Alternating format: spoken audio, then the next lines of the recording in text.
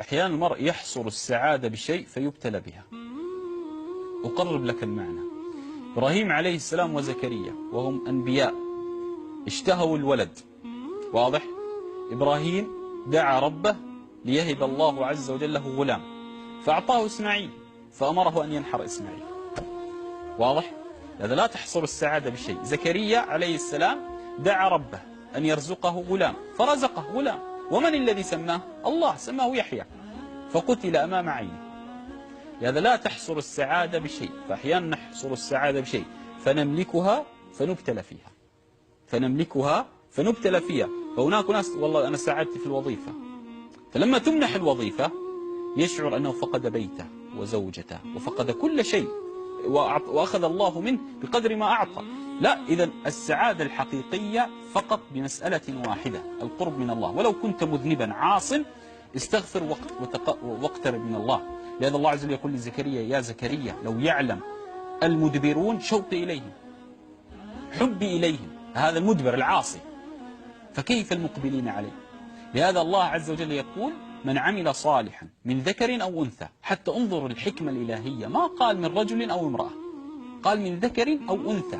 لماذا قال حتى الرجل، يعني الطفل لو عمل صالحا، فناسب كل الأعمار. لو قال من رجل لقلنا البالغ، لا، حتى الله لا يضيع أعمال الأطفال.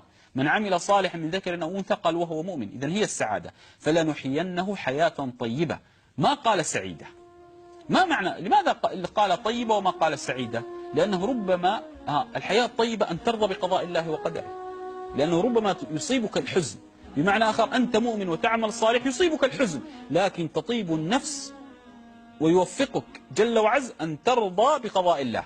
لهذا لو قال من عمل صالحا من ذكر أو أنثى فلنحيينه حياة سعيدة، لنعلم أن المؤمن لا يحزن أبدا، وهذا منافي لسنن الكون. فالله عز وجل قال لا، حياة طيبة.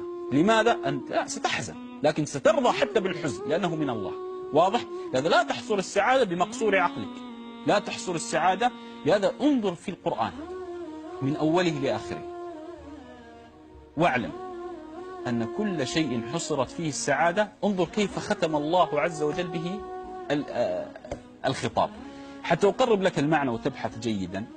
معنى آخر: قارون إنما أوتيت على علم عندي، وقال لا تفرح. إذن فرح بماذا؟ بماله. قال تعالى: فخسفنا به وبداره الأرض. فانظر لكل خطاب قرآني عن رجل حصر السعادة بشيء معين، انظر ماذا قال الله في النهاية. القرآن يؤدب.